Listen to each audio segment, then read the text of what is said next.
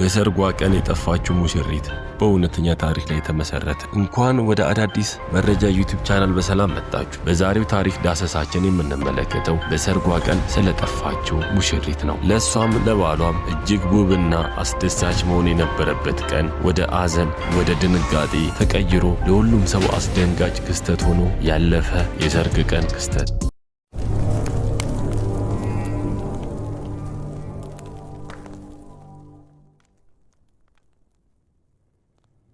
የጠፋችው የሙሽሪት ስምም ማሪያ ነው። ማሪያ የ27 ዓመት ወጣት ቴክሳስ ውስጥ ከቤተሰቦቿ ጋር የምትኖር በማህበረሰቡ ዘንድ ተወዳጅ፣ ለልጆችና ለእንስሳት ልዩ ፍቅር ያላት፣ በልዩ ሳቋ የምትታወቅ ስትሆን በጣምም የምትወደው ፍቅረኛ አላት። ስሙም ዳንኤል ይባላል። ከዳንኤል ጋር ለ8 ዓመት በፍቅር ግንኙነት አብረው ካሳለፉ በኋላ ለመጋባት ይወስናሉ። ውሳኔዎቻቸውንም ለቤተሰቦቻቸው አሳውቀው የሰርጉንም ቀን ይወስናሉ። የሰርጉም ቀን እንደ አውሮፓውያን አቆጣጠር በ2013 ክረምት ላይ እንዲሆን ይስማማሉ። ማሪያም የሰርጉ ቀን እስከሚደርስ ሰርጉ እንዴት መከናወን እንዳለበት፣ ስንት ሰው መጠራት እንዳለበት፣ ዲጄዎች እና ሆቴሉ የት መሆን እንዳለበት እቅድ ታወጣለች። በእሷም እቅድ የሰርጉ ቦታ ከቴክሳስ ከተማ ወጣ ያለ ቦታ በሆቴል ውስጥ እንዲሆን ለዳንኤል ሀሳብ ታቀርባለች። ዳንኤልም ምንም ሳያመነታ በእሷ ሀሳብ ይስማማል። ማሪያም የሰርጉ አዳራሽ ከቴክሳስ ከተማ 50 ኪሎ ሜትር በሚርቅ ከተማ ላይ ወሰነች። የሰርጉም ቀን ደረሰ።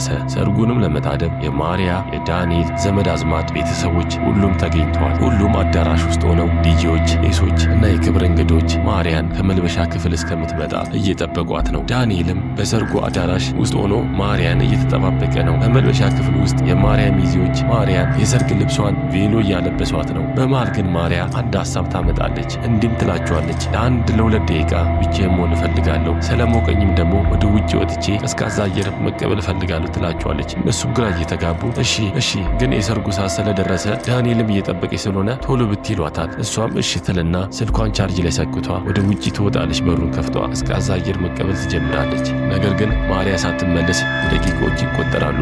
የደቂቆች መሄድ ያሳሰባቸው የማሪያ ሚዜዎች ማሪያን ለመጥራት ወደ በረንዳው ይወጣሉ። ሲወጡ ግን ማሪያ በዛ አልነበረችም። ግራ እየተጋቡ ወዴት ሄደች እያሉ ወደ መኪና ማቆሚያ ሄደዋ ሊሆን ይችላል ብለው ወደ መኪና ማቆሚያ ፓርኪንግ ሄደው ቢፈልጓትም ሊያገኟት አልቻሉ። እነሱም እየተደናገጡ ምን እየተከናወነ ነው ብለው ቶሎ ብለው የማሪያን መጥፋት ወደ ሰርጉ አዳራሽ በመሄድ ለዳንኤልም ለእሷም ቤተሰብ ያሳውቃሉ። የሰርጉም አዳራሽ በድንጋጤ ተሞላ። ሁሉም ሰው ግራ እየተጋባ ምን እየተካሄደ ነው? ምንድነው እየሆነ ያለው? ፕራንክ ነው ወይስ ምንድነው እያሉ ግራ ይጋባሉ። ነገሩ ግን ፕራንክ ሳይሆን እውነተኛ ክስተት ነው። ዳንኤልም እየተንቀጠቀጠ እየተርበተበተ ወዴት እንደሄደች ይጠይቃቸዋል። ቀዝቃዛ አየር ለመቀበል ወደ ውጪ በረንዳ እንደወጣች ይነግሩታል። እሱም ወደዛ ወደ ታየች ወደ ተባሉ በረንዳ እየሮጠ ይወጣና ይጣራል። ማሪያ እያለ እየተደናገጠ ምናልባት መኪና አስነስቷ ሄዷ ሊሆን ይችላል ብሎ ገምቶ ወደ መኪና ፓርኪንግ ሄዶ የተንቀሳቀሰ መኪና መኖሩና አለመኖሩ ቼክ ሲያደርግ ግን ምንም አይነት መኪና የተንቀሳቀሰ አልነበረም። ይህም ግራ አካባቢው ደግሞ በደን የተሞላ አካባቢ ስለሆነ ምናልባት እንስሳ መጥቶ ወስዷት ሊሆን ይችላል። ግራ እየተጋባ ፕራንክም ነው እያለ በግማሽ ሀሳቡ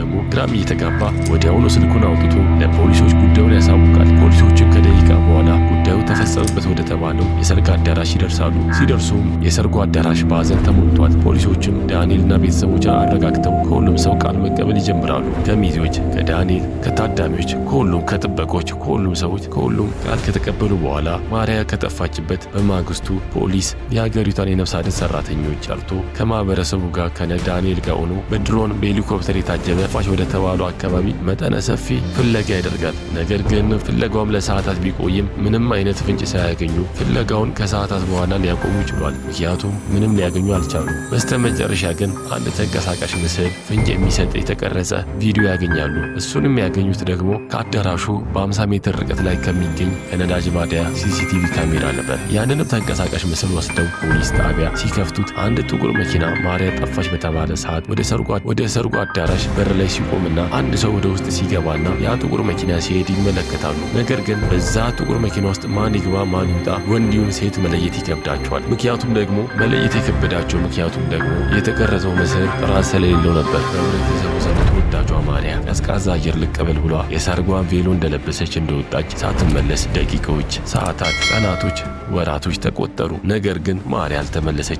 አዩዋት የሚልም ሰው ሳይገኝ ዓመታት ተቆጠሩ። ከ2 ዓመት በኋላ ገበሬዎች ለአደን ሲወጡ አንድ በደም የተጨማለቀና የተቀዳደደ ልብስ፣ አንድ ያረጀና በደም የተጨማለቀ የተቀዳደደ የሴት የሰርግ ቬሎ ያገኛሉ።